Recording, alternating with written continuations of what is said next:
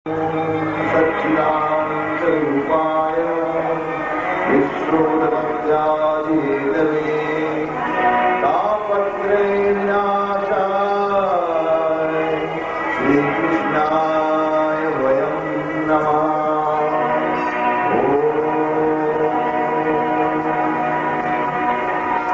सर्वमंगल्यमांगल्ये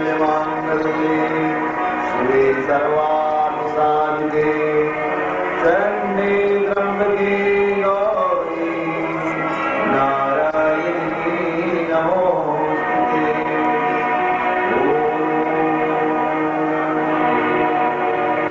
असतो मा सद्गमय तमसो मा ज्योतिर्गमय मृत्योर्मामृतं गमय।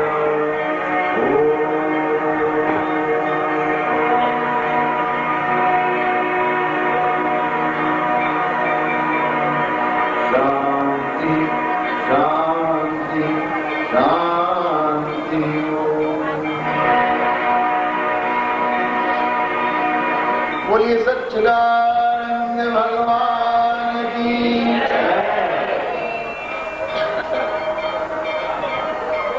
जय।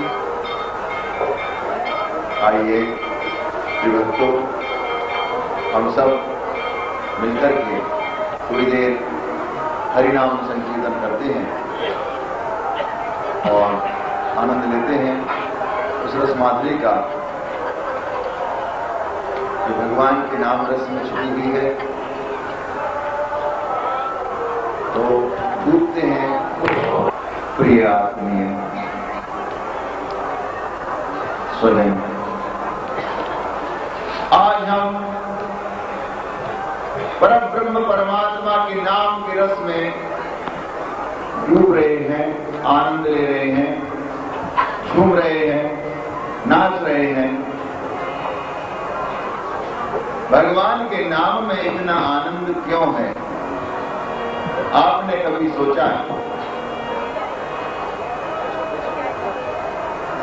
सोचिए, क्योंकि परब्रह्म परमात्मा का आनंद अगर हमारे जीवन में आना है तो वो नाम रस से बड़ी सरलता से आ जाता है। कहाँ है? हरे नामे केवलम। कि कलयुग में भगवान के नाम के अलावा कोई सबसे बड़ा सर्व उपाय नहीं है।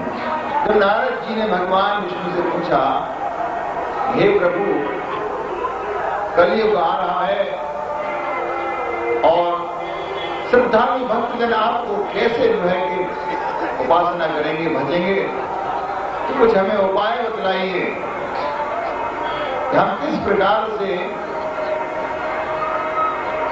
परमात्मा को याद कर सकते हैं। विष्णु जी ने यही कहा कि केवल भगवान का नाम अगर कोई भक्त लेता है तो उसकी नैया पार हो जाती है। तो हम सब अपनी नैया पार करने ही तो आए हैं।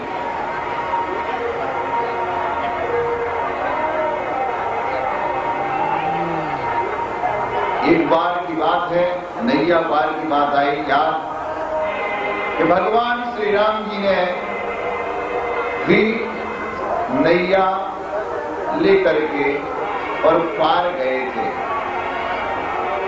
यहीं से गंगा पार किया था। जाना था गंगा पार, प्रभु केवट की नाव चढ़े। तो गंगा पार भगवान को जाना है। केवट हाथ जोड़ के कह रहा है, हे प्रभु, हे दीन दयालु, भक्तों पर कृपा करने वाले भक्त वत्सल, अनंत कोटि ब्रह्मांड नायक, मैं आपको पहचान तो चुका हूं और आप भी पार उतारते हैं और मैं भी पार उतारता हूं। क्योंकि बात जब चली कि भाई कुछ पार उतारने की दान दक्षिणा ले लो, कुछ मजदूरी ले लो, तो केवट ने जवाब दिया था नाई से न नाई ले, धोबी से न धोबी ले, देख के मजूरिया न जात को बिगाड़ी ले। कहने का तात्पर्य है कि पार करने का धर्म आपका है और पार करने का धर्म, कराने का धर्म भी मेरा है। आप भी पार कराते हैं लोगों की नैया, और आज मैं भी आपको पार करा रहा हूं, तो मैं आपसे कैसे ले सकता हूं? हम और आप तो एक ही हुए। भगवान का भाव देखिए, संसार सागर से जो पूरे ब्रह्मांड का नियंता है, वो आज केवट की नाव चढ़कर के पार जा रहा है। ये भाव इतना अधिक है कि जब परमात्मा आता है हमारे सामने तो बड़ा सरल और सहज होकर के आ जाता है। हमें ये पता नहीं लगता किस रूप में वह हमारे सच्चिदानंद भगवान हमारे पास आते हैं और हम उनके उस आनंद के भाव मूर्ति को, विभोर मूर्ति को, उनके सहज सरल स्वभाव को पहचान लें। एक ही नाम तुलसीदास जी कहते हैं कि राम नाम मन दीप धरु जी हरे बार, तुलसी भीतर बाहरे जो चाहे उजियार। चाहे भीतर प्रकाश कर लो, चाहे बाहर प्रकाश कर लो, राम के नाम की मणि आपके जिह्वा पर, राम नाम मणि दीप धरु अपने जिह्वा पर। अगर जो है वह नहीं है, ये हमारी जिह्वा है, ये है तो बड़ी कोमल लेकिन बड़ी खराब है, और ये तो चुपचाप जो है अंदर छुप जाती है। बेचारे दांत जो है टूट जाते हैं। आप जिह्वा से कुछ बोल दीजिए किसी को, दो चार शब्द गलत बोल दीजिए और किसी ने आपको मारा और दांत टूट गए। ये जिह्वा जो कोमल है, इसकी कोमलता बनी रहे, इससे कोमल शब्द ही निकले, कठोर शब्द नहीं निकले। इसलिए हमारे अंदर से यही भाव कि प्रेम भरे शब्द, क्योंकि प्रेम जगत का सार है और प्रेम सार का सार, और कर ले प्राणी प्रेम को हो जा बेड़ा पार। भगवान ने निषाद राज से प्रेम किया, सुग्रीव से प्रेम किया, भगवान ने शबरी से प्रेम किया। प्रेम की ही तो परिणति है कि उन्होंने फल खाए। अगर प्रेम नहीं होता तो भगवान कभी झूठे बेर नहीं खाता। लक्ष्मण जी को गुस्सा आ रहा है, अरे झूठे बेर खिलाते हो भगवान को, कैसी बात है? बोला नहीं, भगवान को ऐसा नहीं कोई खट्टा बेर चला जाए। तो गुजरात में ऐसी परंपरा है कि जब वहां पर कोई साग सब्जी दाल इत्यादि बनाते हैं तो पहले उंगली डाल के चख लेते हैं कि ऐसा तो नहीं खराब। वहां वो भाव वही है कि कहीं भगवान को ऐसा नहीं कि गलत सलत भोग लग जाए, ठीक तो बना है। तो वो भाव, ऐसा भाव होना चाहिए। उसी भाव के स्वरूप भगवान श्री कृष्ण ने दुर्योधन के लेवा त्यागे, साग विदुर खाए। इसलिए भगवान का स्वरूप और आनंद हमारे मन में उसी प्रकार से आना चाहिए। तो हम भगवान से जो हमारे मन को भा जाए, वो हमारा प्राण प्रीतम है, प्यारा है, सावरिया है, सलोना है, उसको हृदय में बसा लो। जब देखो, जब याद आई अपने प्रीतम प्यारे की, जरा सी नजर झुकाई, देख ली तस्वीर प्रीतम, उसकी तस्वीर देख ली तो हमारे हृदय में बैठा हुआ, तो हमारे मन को भा जाए, तो आइए हम सुनते हैं कि सांवरिया मेरे मन भाया, प्रेम बेल कोई मेरे तो गिरधर गोपाल, दूसरा ना बताइए ना, दूसरा ना कोई, क्या बात है, दूसरा कोई नहीं है, सिर्फ वही है। तो हमारे जीवन का आनंद तभी हमें प्राप्त हो सकता है जब परमात्मा से हमें प्रेम हो जाए। आना पड़ेगा, पुनरपि जन्मम पुनरपि मरणम, बार बार जन्म जन्म हमारे इसमें बीत जाते हैं। तो हम अपने जन्म को सुधार लें, हमें सच्चा प्रेम करना है तो वह सिर्फ परमात्मा से, सच्चा प्रेम करना है तो आत्मा से, शरीर से नहीं,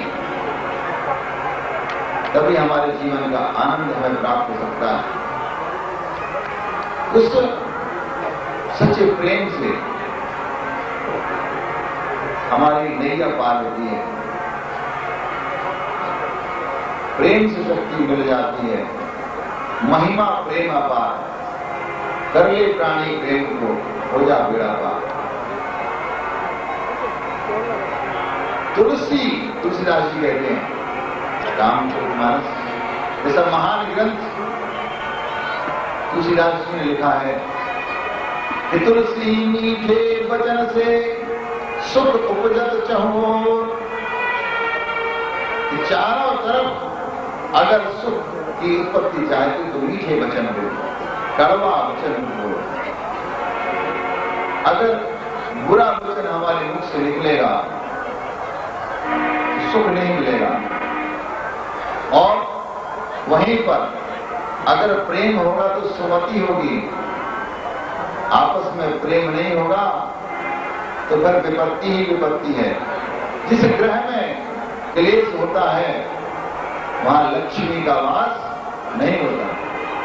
जहां सुमतिता संपत्ति नाना, जहां कुमतिता विपत्ति नहीं, वहां विपत्तियां ही विपत्तियां हैं। इसलिए हमारे घर में गृह शांति बनी रहे, सबसे बड़ी बात हमारे आपस में प्रेम बना रहे, एक दूसरे के प्रति आदर भाव हो, सत्कार भाव हो, सम्मान हो। हम जब, जो हमने कल कहा था कि स्वार्थी बन जाते हैं तो सारी बात गड़बड़ हो जाती है। इसलिए हमें वह नहीं बनना, हमें तो प्रेम के रास्ते पर चलना। भगवान कहते हैं इस प्रेम से आपने जैसे मुझे देखोगे वैसे ही मैं तुम्हें प्राप्त हो जाऊंगा। गीता में भगवान श्री कृष्ण जी कहते हैं, ये यथा मां प्रपद्यन्ते तां से भजाम्यहं मम वर्तमान वर्तन्ते मनुष्या हि पार्थ सर्वशः। जो मुझे जिस प्रकार से, जिस भाव से भजता है मैं उसको उसी प्रकार से प्राप्त हो जाता हूं। जाकी रही भावना जैसी तिन देखी हरि मूरत, तो वैसी ही मूरत हमें दिखलाई देती है जैसे हमारा भाव होता है। जिसकी आंखों पर अज्ञान का पर्दा चढ़ा हुआ है, अज्ञान का चश्मा लगा हुआ है, उसको तो धुंधला ही दिखाई देगा।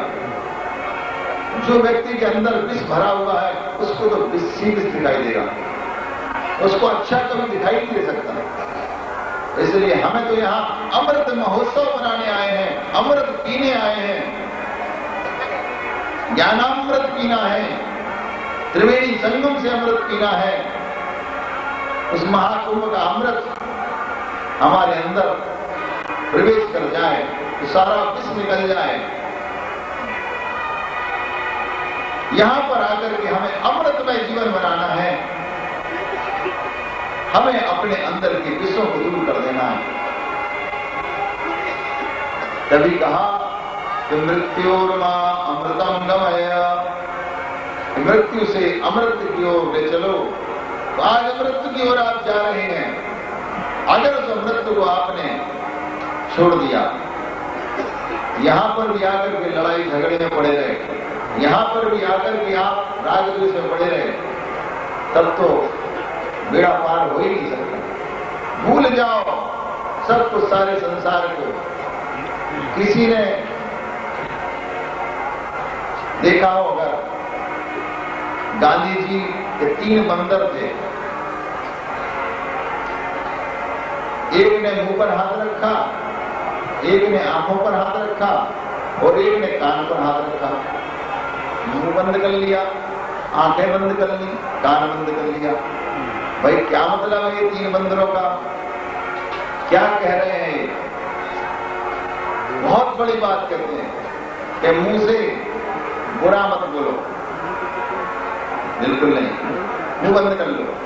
अगर बुरा शब्द निकल रहा है तुरंत ध्यान रखो, नहीं निकलना चाहिए। आंखों से बुरा मत देखो, बिल्कुल आंख बंद कर लो उस वक्त। अगर बुरा भाव आ रहा है आंखों के अंदर, बिल्कुल तुरंत। और कोई बात ऐसी चल रही है, कोई बुराई, कोई आलोचना, रागद्वेषपूर्ण, बुरा मत सुनो, कान बंद कर लो। बुरा मत देखो, बुरा मत सुनो और बुरा मत बोलो। ये हमारे 3 सूत्र जीवन के इतने बड़े सुंदर हैं कि हमारे जीवन को तो बड़ा ही आनंदमय बना देते हैं। हम मानव से महामानव बन जाते हैं, हम अति मानस के रूप में प्रतिष्ठित हो जाते हैं, हमारी चेतना है तो ऊपर बढ़ जाती है। परब्रह्म परमात्मा को चाहिए सरलता, परब्रह्म परमात्मा को चाहिए सहजता। उसके लिए कोई राग, द्वेष, छल, कपट, झूठ, चोरी, हिंसा, ये सब कुछ नहीं चाहिए। भगवान क्या कहते हैं कि निर्मल मन जन सो मोहि पावा, मोह कपट छल छिद्र न भावा।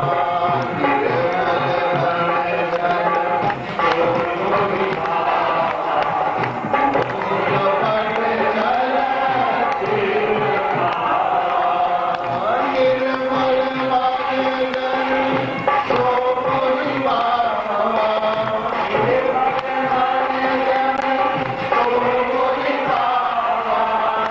मोह कपट छल छिद्र न भावा।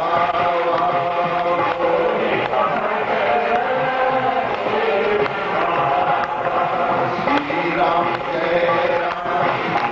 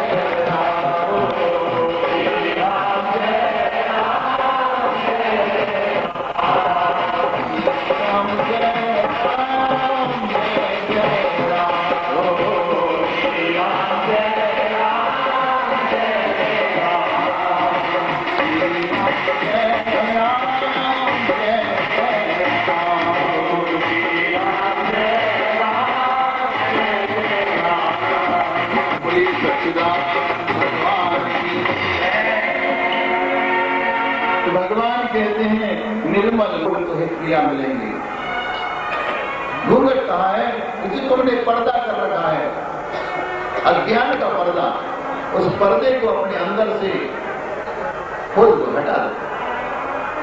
घट घट में है साईं रमता, कट को वचन मत बोल ले तो है पिया मिलेंगे। कड़वा वचन मत बोलो तुझे पिया, अर्थात परमात्मा मिलेंगे। तो परमात्मा को पाना है तो प्रेम का शब्द हमारे अंदर से निकलना चाहिए। जब वह निकलेगा तभी हम आनंद के भाव में डूब सकते हैं। भगवान का प्रेम, भगवान का भाव हम देखें, जब भगवान श्री कृष्ण जी ने गोवर्धन पर्वत को उठाया, तो गोवर्धन पर्वत को उठाने पर भगवान ने तो सिर्फ अपनी एक छोटी उंगली पर्वत में लगाई, उठा दिया। बाकी ग्वाल बाल भी अपना अपना डंडा लेकर के पर्वत पे लगा के खड़े हो गए। भगवान ने कहा, हाँ भैया तुम लोग नहीं होते तो ये उठता कैसे? लेकिन बात तो कुछ और ही थी, लेकिन प्रेम की बात थी। भगवान ने भक्त को मान दिया। प्रबल प्रेम के पाले पड़कर प्रभु को नियम बदलते देखा। प्रभु का मान चले टल जाए पर भक्त का मान कभी वो भक्त का मान जो है कम नहीं होने, तो उसका मान रखते हैं।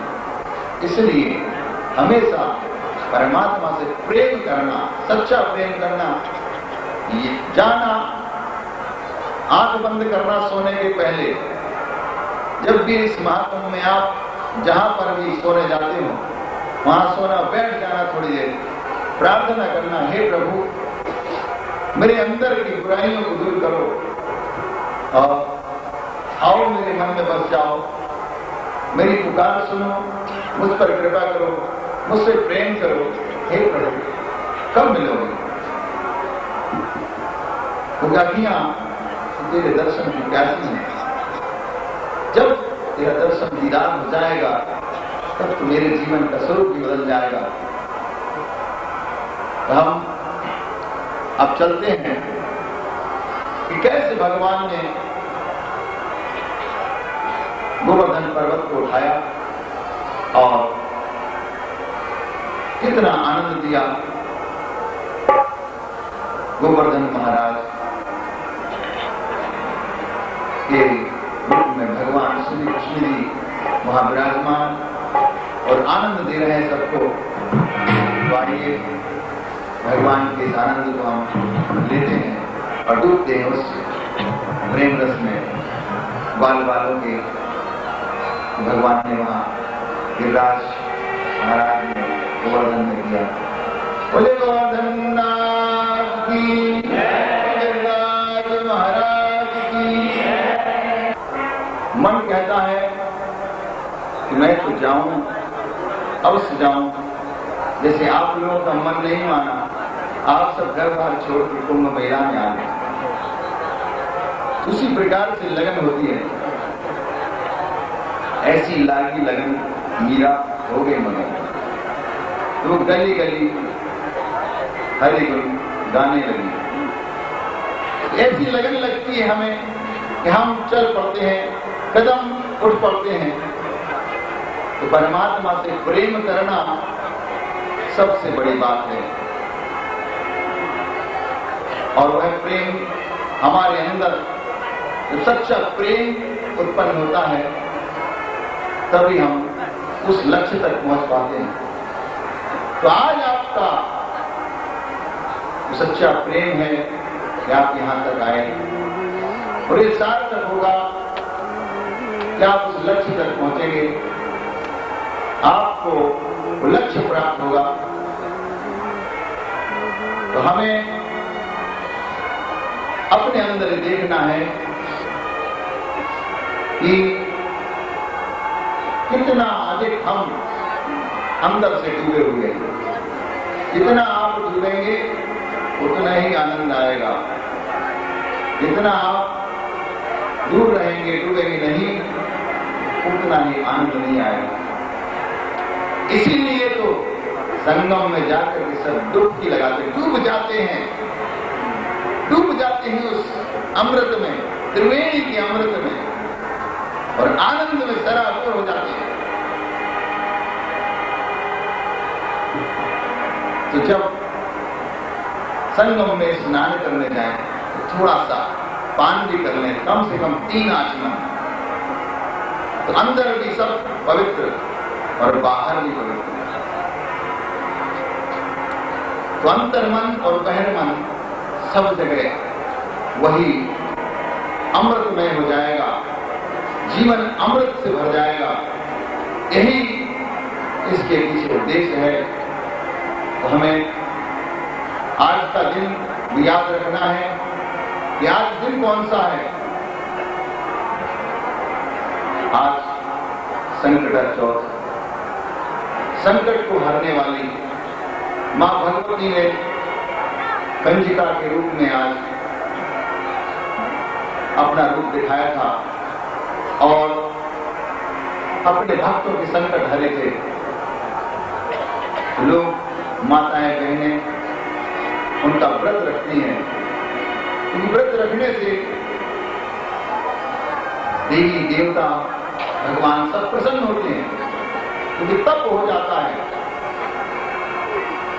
इसलिए आज का दिन हम मां भगवती को याद करते हैं।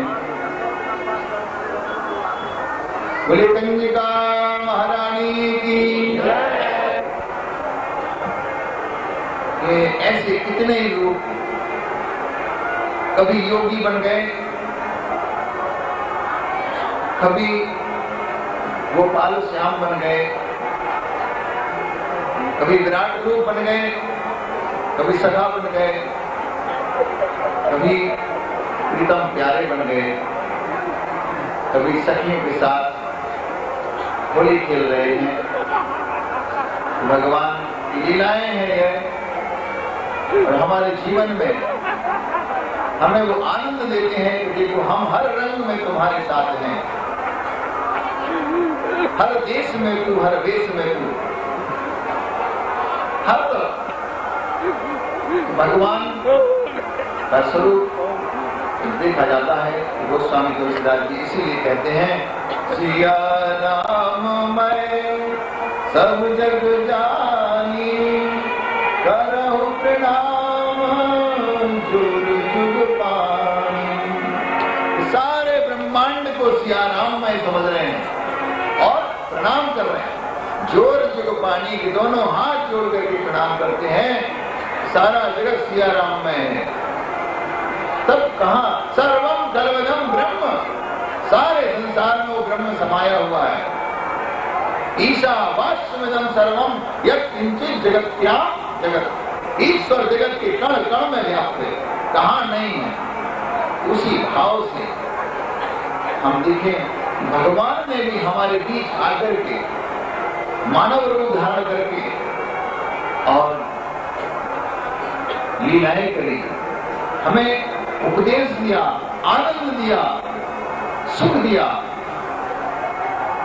यही तो हमें चाहिए कि भगवान कि जब हम पूजा करते हैं तो भगवान को भी हम अपने सलीका ही समझते हैं कि भगवान आप उठ गए, अब स्नान करा देते हैं, अब भूख लगी है बाल भोग करा देते हैं, अब भोजन बन गया भोग लगा देते हैं,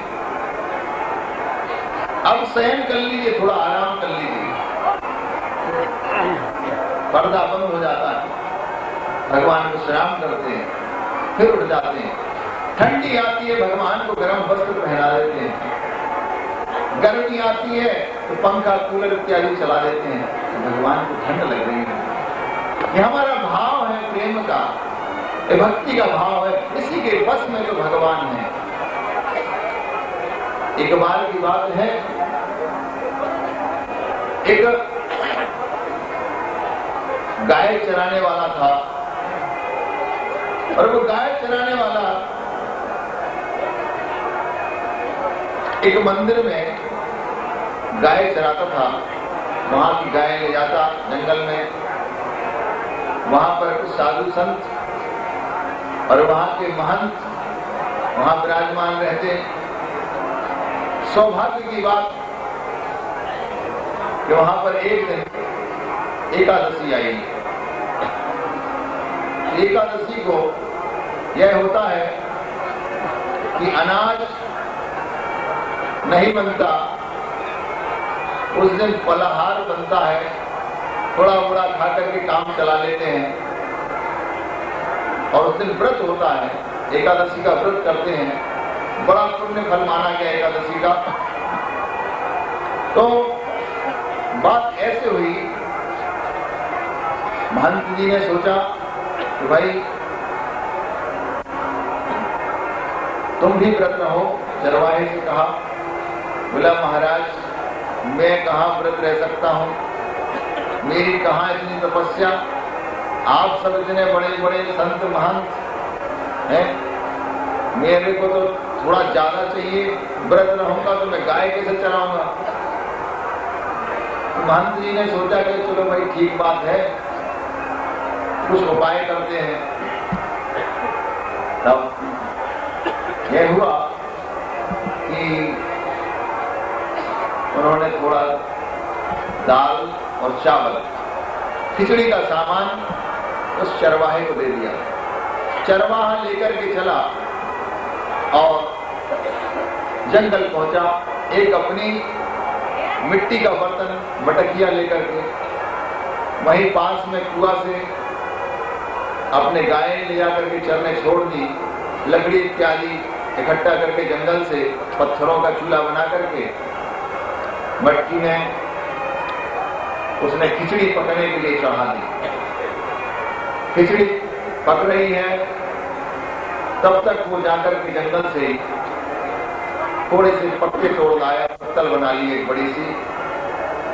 थोड़ी देर में खिचड़ी पक गई, उसने उतारी और खिचड़ी जो है पूरी पत्तल में डाली।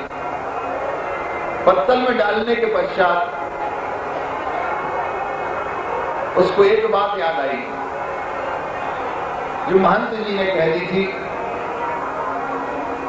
देख ऐसे मत खा लेना है, भगवान को भोग लगा के खाना। बोले महाराज मुझे मालूम है आप रोज भोग लगाते हैं, तो मैं भी भोग लगाऊंगा, ऐसे बगैर भूखे कैसे खा सकता हूँ। बोले हाँ ठीक है। तो चरवाहे ने सोचा कि चलो भाई अब खिचड़ी बन करके पक करके तैयार हो गई, अब यहाँ मंदिर तो है नहीं, लेकिन हम यहीं से भोग लगा लेते हैं, भगवान तो पा ही लेंगे। मैं इस तरफ घूम के बैठ जाता हूँ, देखता नहीं हूँ, तो मंदिर में पर्दा लग जाता है तो मैं देख नहीं रहा हूँ। और हाथ जोड़े, बोले हमारे पास घंटी वंटी तो कुछ नहीं है, लेकिन अब आप पालो, ये मटकियां है, पानी रखा है, खिचड़ी रखी है, तो पानी पी लेना, खिचड़ी खा लेना। लेकिन उसने सोचा कि खिचड़ी तो मैंने अपने लिए बनाई है और मेरे लिए, मेरे हिस्से, मैं इतनी खिचड़ी खाऊंगा तो मेरा पेट भरेगा, और कहीं भगवान ने सारा भोग लगा दिया तो मेरा तो बेड़ा पार हो गया, मैं तो रह गया। फिर क्या कहा, बड़ी समस्या, वही क्या किया जाए। सोचा ऐसा करते हैं कि भगवान के लिए भोग लगाने के लिए और एक थोड़ी सी खिचड़ी जो है अलग कर देते हैं। तो उसने 1/4 खिचड़ी में उंगली से काट दिया, इतनी खिचड़ी भगवान आपकी, और आप भोग लगा। हाथ जोड़िए भगवान, आइए भोग लगाइए, आपकी खिचड़ी मैंने अलग कर दी है और आप भोग लगा दिए तो मैं पाऊं, आप पा लीजिए। थोड़ी देर आंखें बंद किए रहा, सोचा 1-2 मिनट में भगवान पा लेंगे। थोड़ी देर में आंखें खोली तो खिचड़ी ज्यों की त्यों। सोचा क्या कारण है, उसको याद आई कि मंदिर में तो बहुत भंडारा बनता था, तो वहां कमी नहीं थी और मैंने तो थोड़ी सी बनाई है, तो शायद ये खिचड़ी कम पड़ रही है, क्योंकि भोग के लिए तो उनका पूरा थाल जाता था, तो भगवान थाल का थाल पा लेते हो, यहाँ तो ये की, इसलिए मुझे निपटना है, भगवान को भी निपटना है, दोनों का एक ही में गुजारा होना है। उसने कहा ऐसा हो सकता है कि शायद कम पड़ रही हो भगवान को, तो थोड़ी और बढ़ा ली जाए। अब सब देखिए चरवाहे का भाव, उसने खिचड़ी 1/4 से आधी कर दी, आधी खिचड़ी भगवान आपकी और आधी मेरी, बंटवारा कर लिया पहले ही, ऐसा नहीं भगवान पा जाए तो मैं तो। फिर आंख बंद करी, हाथ जोड़े, हे प्रभु, हे दीन दयालु, आइए और भोग लगाइए। आंखें बंद किए रहा, प्रार्थना करता रहा, सोचता रहा शायद भगवान आ रहे हैं, पा रहे हैं। थोड़ी देर बाद आंखें खोली तो फिर क्यों की क्यों? उसने जो है माथा पकड़ लिया कि आज पता नहीं क्या हो गया है, शायद मुझे आज भूखे रहना पड़ेगा। कुछ चक्कर पड़ गया, भगवान से भोग लगा ही गए और मैंने कहीं पूरा भोग लगा दिया, पूरी खा गए तो मेरा तो एकादशी पूरी हो गई। फिर उसने 1/3 खिचड़ी का भगवान अब आप पालो, 1/4 मैं पालूंगा, 1/3 आप पालो, 25% मेरी और 75% आपकी। भगवान से देखिए कैसे सौदेबाजी चल रही है। अब भगवान भी देख रहे हैं कहीं दूर ब्रह्मांड में, हाँ, हाथ जोड़े, आंखें बंद करी, फिर प्रार्थना करी, भगवान नहीं आए। आंखें खोली, फिर क्यों की क्यों? तो भक्त को गुस्सा आ गई चरवाहे को। अच्छा तो ठीक है, पत्तल खिसकाइए, धक्का मार के थाली खिसका दे देना। अच्छा ठीक है, अब तुम्हें पूरी पाना तुम पाओ, अब हम भूखे मरने से तो अच्छा है कि हम कुआं में गिर के मर जाते। तुम पाओ पूरी खिचड़ी, तुम भोग लगाओ, तुम्हें जो करना है करो, हम तो मरने चले, भूखे क्यों मरे, हम तो आज मर जाते हैं। तब जाकर के कुआं में जो है उसने जैसे ही पैर बढ़ाया, भगवान ने हाथ पकड़ लिया। अरे कहाँ जाते? चले नहीं, तुम खा लो पहले। अरे भी कहाँ जाते? अरे नहीं, तुम खा लो, पूरी खिचड़ी खा लो, तुम भोग लगा लो, मुझे खाना नहीं है, मैं एकादशी का पहले मर जाता हूँ, भूखे क्यों मरो? बोला नहीं। भगवान ने कहा आओ तो सही, मैं तो थोड़ी पाऊंगा। भगवान ने खिचड़ी पाई और खिचड़ी पाकर भगवान ने भक्त को खिचड़ी खिलाई, अब तुम भी खाओ। भगवान भी खिचड़ी खाकर के चले गए, भक्त ने भी, चरवाहे ने पेट भर खिचड़ी खाई, तृप्त हो गई आत्मा, बड़ा प्रसन्न। तो भगवान ने भोग लगाया, आए, महंत जी को घटना सुनाई, भाई ऐसा है, ऐसा हुआ घटना। बोले झूठ बोलता है, नहीं ऐसे आते हैं भगवान? बोले चलो मुझे दिखाओ। तब दूसरा दिन यही कार्यक्रम हुआ, भक्त ने फिर पुकार करी, भगवान तो आ गए, खिचड़ी भी खा गए, लेकिन महंत जी को दिखाई नहीं दिए। वहां पर जो है सबसे बड़ी विशेषता यह है कि प्रेम की बात है, तो उसका प्रेम देखो कितना है कि भगवान से, भगवान को वह अपने प्रेम के भाव से, मधुर भाव से, सच्ची भोली भक्ति से भगवान को कह रहा है, हे प्रभु, भगवान प्रेम के भूखे हैं, इसलिए भक्त प्रेम के पाले पड़कर प्रभु को नियम बदल दे देखा। यही बात बोल वत्सल भगवान की। भगवान ने कैसे वृंदावन में, नंदगांव में, बरसाने में, सब जगह, जैसे बरसाने की होली बहुत प्रसिद्ध है, कैसे हम लोगों के साथ, सखियों के साथ, ग्वाल वालों के साथ होली खेली, तो होली का रंग में हम लग जाएं। कहते हैं श्याम तेरे संग मैंने खेली होली, मैं तो सिर्फ श्याम की होली, मैं तो श्याम की होली, मैंने श्याम संग खेली होली और मैं तो श्याम की होली। तो कहने का तात्पर्य भक्त वत्सल भगवान की मनोकामना पूरी करे। और मेरा भी आप सबको हृदय से बहुत बहुत आशीर्वाद है। मैं आप सबके लिए प्रार्थना करता हूं भगवान से सुख शांति के लिए, आनंद के लिए, कि आपको किसी भी बात का अभाव ना हो। सदैव आप अपने स्वभाव में रहकर के भगवान के प्रभाव को अनुभव करते रहें। स्वभाव का मतलब कि स्वभाव, स्वभाव अर्थात आत्मा का भाव, जिसका आत्मा का भाव है वह व्यक्ति भगवान के प्रभाव को समझ सकता है। जिसका स्वभाव खराब है परमात्मा के प्रभाव को कभी नहीं समझ सकता। इसलिए जिसको भी भगवान के परमात्मा के प्रभाव को समझना है तो अपने स्वभाव को बदलना होगा, अपने अंदर से कुभाव को निकालना होगा, तभी आपके अंदर वह प्रकट होगा, अवतरित होगा, आनंद देगा, शांति देगा। इसी बात के साथ, इसी प्रार्थना के साथ कि उनका प्रभाव हम पर सदैव इसी प्रकार से बना रहे, जिस प्रकार की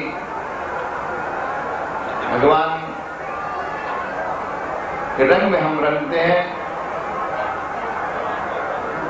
होली का रंग हो या उनके नाम का रंग हो या भक्ति का रंग हो, प्रेम का रंग हो, जो भी रंग है हम उसमें रंग जाएं, डूब जाएं, सराबोर हो जाएं।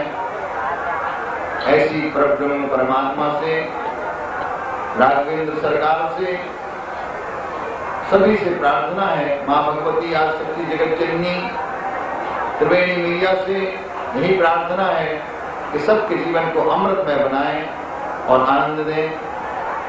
ओम सर्वे भवन्तु सुखिनः, सर्वे सन्तु निरामया, सर्वे भद्राणि पश्यन्तु, मा कश्चित् दुःखभाग् भवेत्।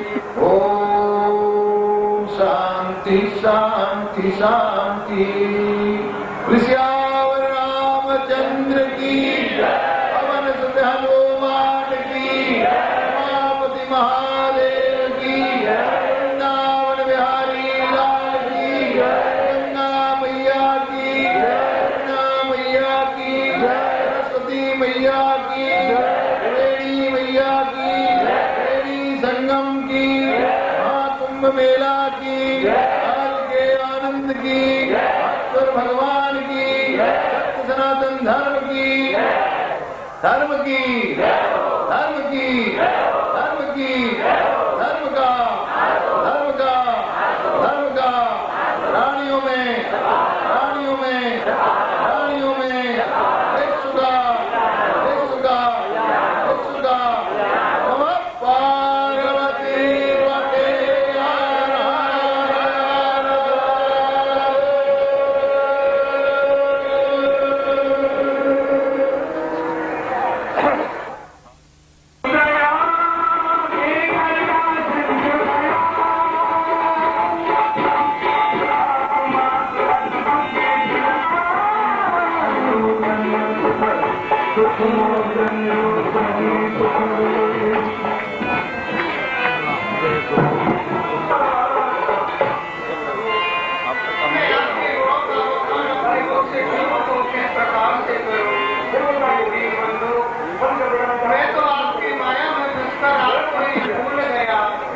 आपकी तो धरती मात्र के संकेत से ये सृष्टि उत्पन्न होती है, इसका संहार होता है, पालन होता है। प्रभु मैं आपकी स्तुति। जो स्वरूप मुन ध्यान लगावे, कृपा करहु तब दर्शन पावे।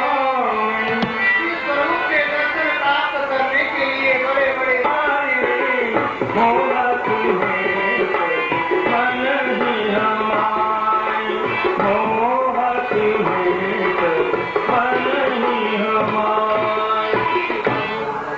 आपके जो चरित्र है वह तो वही विचित्र है, हमारे मन को मोहित करने वाले हैं।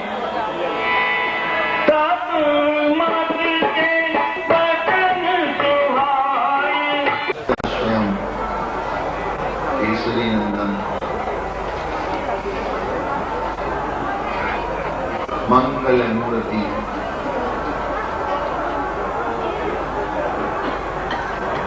अतुलित बल धामम, स्वरूप ज्ञान नाम अग्रगण्यम, ज्ञानियों में अग्रगण्य, पवन पुत्र अंजनी के लाल। आज हम वंदना करते हैं क्योंकि राम द्वारे तुम रखवारे वो सुना आज्ञा रूप ऐसा। जब तक द्वारपाल से नहीं मिलोगे तब तक आप पहुंच नहीं सकते अंदर। इसीलिए राम द्वारे तुम रखवारे, जब राम द्वारे तुम रखवारे हो तो पहले ही हम जो है तुम्हारी वंदना कर लेते हैं। हे प्रभु आप तो प्रसन्न हो, उसके बाद इसलिए आइए हम सब लोग हनुमान चालीसा का सभी लोग मिलकर के एक साथ जो है गान करेंगे, तालियां बजा करके हृदय से भक्ति भाव से जोर शोर से हनुमान जी महाराज स्वयं साक्षात प्रकट होकर के और वह जब कृपा करते हैं तो बड़ा ही आनंद देते हैं। तो हनुमान चालीसा करेंगे, थोड़ी राम धुन करेंगे हनुमान चालीसा के बाद, और फिर आनंद लेंगे हम थोड़े सत्संग का। आइए हम चलते हैं पवन हनुमान जी के पास। बोलिए हनुमान जी महाराज की जय, पवन सुत हनुमान की जय, के लाल की जय। और इस प्रकार से हम पर कृपा करता है। सबसे बड़ी बात यह है, अगर हमारे अंदर नाम दिन रात 24 घंटे हमारी जीवा पर आ गया, वह कृपा करता ही है। जैसे कहा कि बीज जो होता है, चाहे वो उल्टा बीज जमीन में पड़ जाए, चाहे वो सीधा बीज पड़ जाए, जो किसान बीज बोता है खेत में, तब वो ये नहीं देखता कि कौन सा बीज उल्टा पड़ रहा है, कौन सा सीधा पड़ रहा है, कौन सा आड़ा है, कौन सा तिरछा है। वो तो डालता चला जाता है बीज। थोड़े दिन बाद फसल आ जाती है, लहलहा उठती है, समय से जब फसल पकती है, खाद और पानी जब मिलता है, तो विचार करिए यहाँ पर ये खाद और पानी क्या है, उसकी सुरक्षा क्या है, ये बीज क्या है, ये उल्टा सीधा क्या चक्र है। ये वही चक्र है जिससे कि हम परब्रह्म परमात्मा को प्राप्त कर सकते हैं। हमने अभी बताया कि वाल्मीकि जी ने मरा मरा कहना शुरू कर दिया, और आप जब 2, 4, 10, 20 बार मरा मरा बोलेंगे तो अपने आप राम राम हो जाएगा। जैसे मरा मरा मरा मरा मरा मरा मरा मरा मरा मरा मरा मरा मरा, आपको राम ही राम सुनाई देगा। राम जब हो जाएगा, उल्टा नाम जपत जग जाना, वाल्मीकि भय ब्रह्म समाना। वाल्मीकि जी का जब पहले का नाम था रत्नाकर, और वो जो कर्म करते थे लोगों को लूटने का, उनके सारे सामान छुड़ा लेने का, ये उनके कर्म थे। लेकिन उनके ऊपर संतों की कृपा हुई तो उन्होंने इस नाम को जपा, लेकिन उल्टा जपा, फिर भी ऐसा जपा कि वह उसी में ध्यानस्थ हो गए और समाधिस्थ हो गए। यहाँ तक कि जैसे मिट्टी की बामी पड़ती है, तो मिट्टी की बामी उनके शरीर के चारों ओर बन गई, जब संत अपनी यात्रा से लौट करके आए, उन्होंने देखा कि यहीं पर हम बिठाल गए थे, तो कहाँ है? देखा तो बामी चढ़ी हुई है। बामी को वाल्मीकि कहते हैं। तो वाल्मीकि जो है, तब से वाल्मीकि ऋषि हो गए। कहने का तात्पर्य है कि हम किसी भी प्रकार से भगवान का नाम जप लें तो वह हमें फल देता है। लेकिन अगर भगवान का नाम नहीं जपोगे, कुछ और ही करोगे, तब तो एक अलग बात है। आप बीज तो बोओगे बबूल का और आम की कल्पना करोगे, तब तो असंभव बात है। आम बोओगे तो आम ही प्राप्त होगा, बबूल बोओगे तो बबूल प्राप्त होगा। यहां तात्पर्य है कि जैसे कर्म करोगे वैसे फल पाओगे। इसलिए ये बात गांठ बांध लेना आज कि हमारे जीवन में हमें वो कर्म करना है जिसके कि अच्छे फल होते हैं। सब कर्म करना है कि उसका फल अच्छा हमें प्राप्त हो। अगर हमारे इसके द्वारा गलत कर्म होते हैं तो उसका फिर परिणाम तो वैसा ही होगा। अच्छा कर्म जब हो जाता है, चाहे किसी भी प्रकार से हो, कहने का तात्पर्य आप चाहते हो या ना चाहते हो, लेकिन आप कर रहे हैं या कोई आपसे करा रहा है, तो उसका फल आपको प्राप्त होना ही है। तो यह बात हम जान लें आज कि वही बात है कि खेत पड़े तो जामी है, उल्टो सीधो बीज। चाहे उल्टा बीज पड़ जाए या सीधा बीज पड़ जाए, उसका पौधा तो लगना ही है। दूसरी बात, जब पौधा लग जाता है तो हमने कहा जब फसल पक जाती है, फसल लगी हुई है, लहरा रही है, तो बहुत सारी गाय, भैंस, बकरी वो आकर के फसल खाने की कोशिश करती हैं। रखवाला डंडा लेकर के बैठा रहता है, रखवाली करता है कि फसल न खा जाए कोई। तो जब फसल लहराती है तो ऐसे विपत्तियां आती जरूर हैं। यह बात ध्यान रखना कि हमारी जब साधना बढ़ती है, भजन बढ़ता है, भक्ति बढ़ती है, तो हमारे सामने विघ्न आने शुरू होते हैं। राक्षस रूपी विघ्न जो हमारे अंदर भी भरे हैं, बाहर भी हैं। हो सकता है कोई ईर्षा द्वेष पैदा हो जाए, कोई अहंकार पैदा हो जाए, कोई क्रोध आना पैदा हो जाए, कोई लोभ लालच पैदा हो जाए, मति भ्रम हो जाए। यह सब हमारे शत्रु हैं। जिस प्रकार से उस फसल को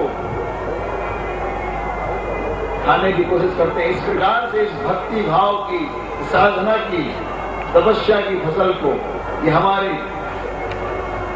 शत्रु जो हमारे अंदर बैठे हैं वो खाने की कोशिश करते हैं। मन भटकता है, हम सोचते हैं भगवान का नाम लें, कीर्तन करें, भजन करें, जप करें, आरती करें, पूजा पाठ करें, ध्यान करें, लेकिन मन जब बैठते हैं तो कहीं और घूमने चला जाता है। क्या कारण है कि आपकी फसल जो है वो खा जाती है। इसलिए उसकी रखवाली करना, कोई ऐसा चोर शत्रु आपके उसमें ना आए, अगर आता है उसको रोक दो। मन भटकता है तो रोक दो, इंद्रियां भटकती हैं तो रोक दो। इंद्रियां नाम विचरता विशेष स्वभाव का। इंद्रियां मनुष्य की स्वभाव से ही विषयों की ओर विचरण करती हैं। इनको रोक देना ही हमारा परम कर्तव्य है।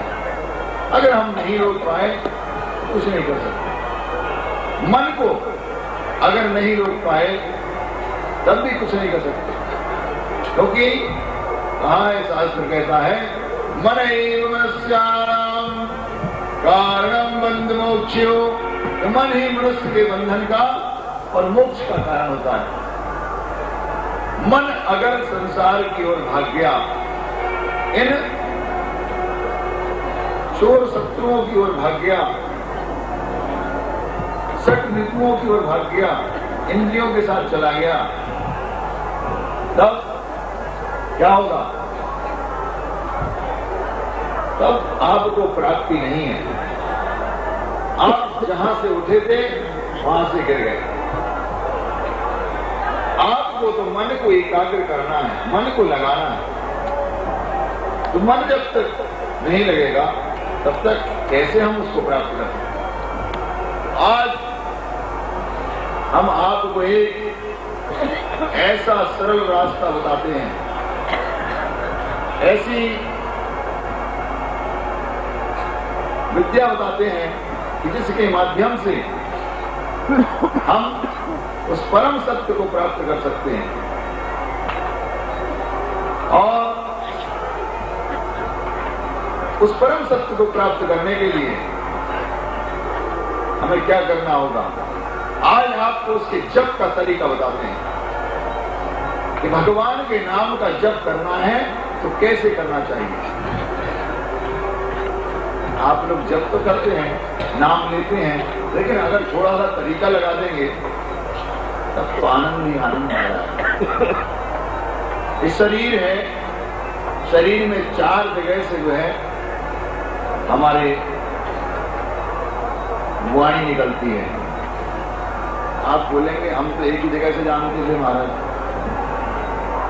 गुरु जी आप तो कह रहे 4 जगह से निकलती है, मुंह तो एक ही है।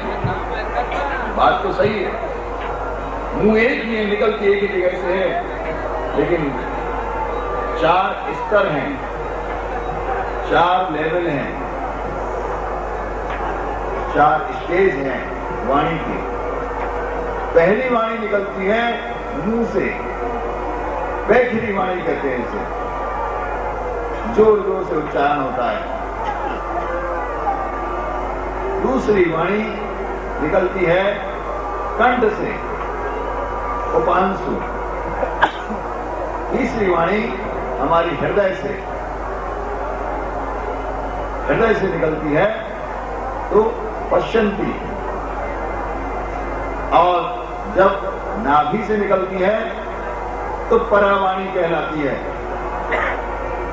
जिस दिन नाभि से आपके वो शब्द निकलना शुरू हो जाएगा, तब परमात्मा स्वयं साक्षात आपके सामने होगा। आपको याद होगा, नाभि से कान से नाम का गायक गाया करता था। उसके नाभि की जो ध्वनि तरंग थी, जो राग थे, जैसे दीपक राग गाया तो बादशाह अकबर के दरबारियों ने उस समय संगीत शुरू हुआ और संगीत में कुछ गलत बजा दिया। तानसेन संगीत का जानकार, उससे रहा नहीं गया, उसने कहा कुछ गड़बड़ है। बादशाह अकबर से कहा महाराज इसमें गड़बड़ हुई है और इस जगह ये गड़बड़ है। उन्होंने पूछा, पता लगाया, बात सत्य साबित हुई। उन्होंने कहा अब सही क्या है? अगर ये गलत है तो अब तुम सही बताओ। तो तानसेन ने कहा ठीक है हम बताते हैं। तो बैठे, उन्होंने कहा तुम्हें जिसकी भी संगत की जरूरत हो, तबले की, सितार की, हारमोनियम की, वो हम स्मरण करते हैं कि हमारे लिए वो आनंद, परमानंद, परम सुख, शांति प्रदान करें। आइए हम उसके आनंद में डुबकी लगाते हैं।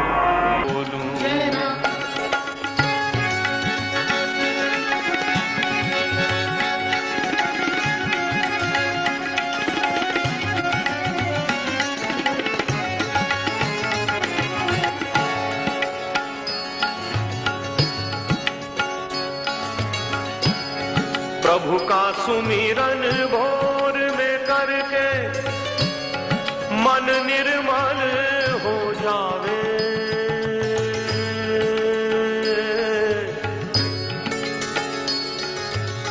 मन निर्मल,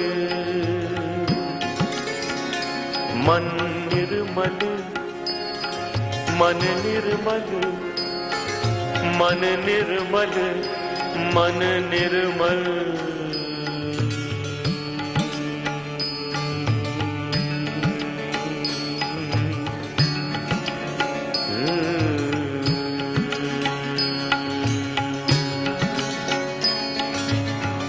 सरे गम गम रे सरे गम प प म प दा दा प धा म प गम रे। प्रभु का सुमिरन भोर में करके मन निर्मल हो जावे। तन का सारा कष्ट मिटे और सुख संपत्ति घर आवे। प्रभु चरणों की चाह रहे बस, प्रभु चरणों में हो लूं। नारायण हरि कृष्ण कृष्ण श्री राम नाम ही बोलूं। ब्रह्म मुहूर्त या भोर की बेला जब भी आंखें खोलूं। नारायण हरि कृष्ण कृष्ण श्री राम राम ही बोलूं। राम राम ही बोलूं।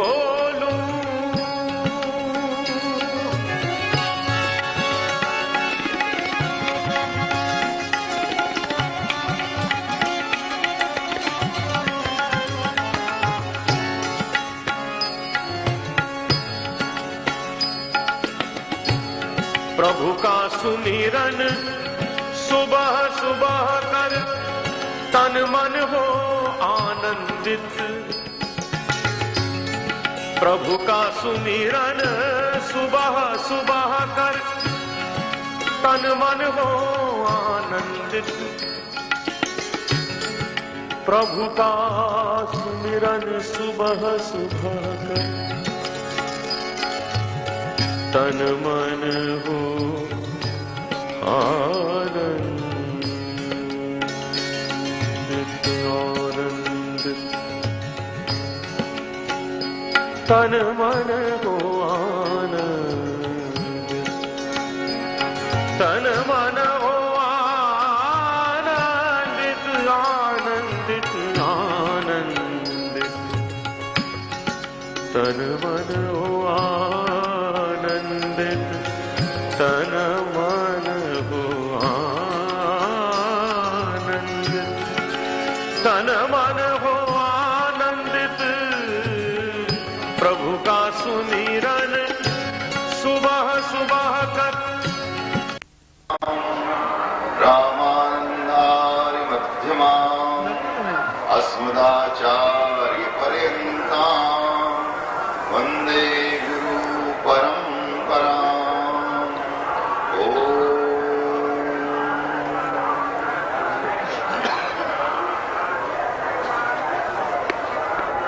प्रिय आत्मीय श्रद्धालुओं, आज इस महाकुंभ के महान अवसर पर हम सब पवित्र परमात्मा के जो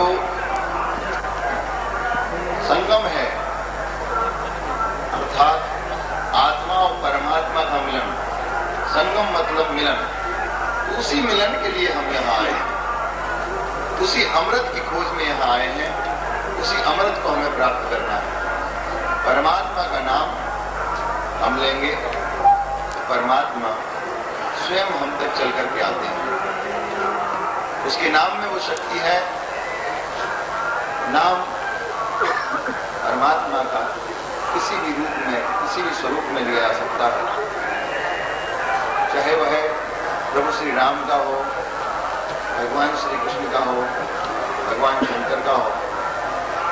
जो भी स्वरूप है वह हमारे लिए आनंददायक है, क्योंकि हमारी आस्था, श्रद्धा और विश्वास का स्वरूप है वह।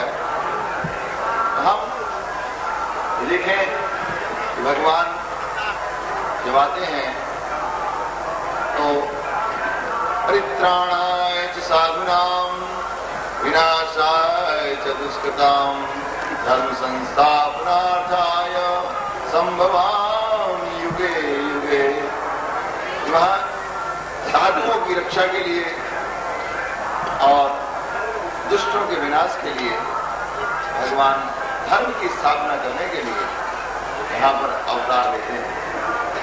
आज वही स्वरूप है, नई तीसरी सहस्त्राब्दी का शुभारंभ ऐसे अमृतमय महोत्सव से हो रहा है। वह हमारे लिए बहुत ही कल्याणकारी है, शुभ है और आने वाले एक सुंदर नए युग की एक शुरुआत है। यहाँ 20वीं शताब्दी समाप्त हुई है और 21वीं शताब्दी प्रारंभ हुई है। वह हमारे लिए धर्म का, शांति का, प्रेम का, सद्भाव का संदेश दे रही है। इस महाकुंभ के अमृतमय अवसर के रूप में यहाँ पर समागम देश विदेश, गुफाओं, कंदराओं, हिमालय, जंगलों, पहाड़ों के पास जो जो साधक सिद्ध महापुरुष तपस्या कर रहे होते हैं, वो सब इस महाकुंभ में आते हैं और अपना अमृतमय ज्ञान, अमृतमय आशीर्वाद सभी को प्रदान करते हैं। इसी को लेने के लिए आज हमें यहाँ तक पहुँचना है। इसी श्रृंखला में हमने एक ज्योत जगाई थी जो पिछले वर्ष महाकुंभ का आयोजन अमेरिका जैसे शहर में वहां पर किया। वहां पर जो हमारे कुंभ के 4 स्थान हैं, वैसे तो 12 स्थान हैं, 4 स्थान पृथ्वी पर और 12 स्थान हमारे 8 स्थान हमारे स्वर्गलोक में। इन सब तो हम नहीं पहुंच सकते। जो 4 हमारे हैं पृथ्वी पर, हरिद्वार, नासिक, इलाहाबाद, उज्जैन, इन चारों जगहों से हमने वेद मंत्र से आवाहन करके शुभ मुहूर्त में जल के कुंभ कलश भरे और उन्हें भर करके उन्हें अमेरिका ले गए। वहां ले जाकर के 108 सर्वदेव हवन के साथ वहां पर कार्यक्रम संपन्न किया और सभी लोगों पर वह अमृतमयी कुंभ कलश की बूंदें वेद मंत्रों के साथ सिंचन किया, उनको पान कराया, जिससे कि उनका जीवन अमृतमय हो सके। आज हमारे भारतवर्ष में ही नहीं, विश्व के प्रत्येक कोने में भारतीय संस्कृति और धर्म की ध्वजा पताका फैल रही है। यही दृश्य आज इस महाकुंभ मेले में भी दिखलाई दे रहा है और उसी प्रेरणा से हजारों लाखों लोग दूर दूर देशों से यहाँ आए हुए हैं। आज इसी तरह से हम जो अध्यात्म और ज्ञान की धारा है उसको जन जन तक पहुंचा सकते हैं और उनके अंदर शांति, सद्भाव और प्रेम का संदेश दे सकते हैं। एक मनुष्य का जीवन श्रद्धा और भक्ति भाव से भरा हुआ है। वह हर स्वरूप में स्वीकार्य है। भगवान कहते हैं, ये यथा मां प्रपद्यन्ते तांसै भजाम्यहं मम वर्तमान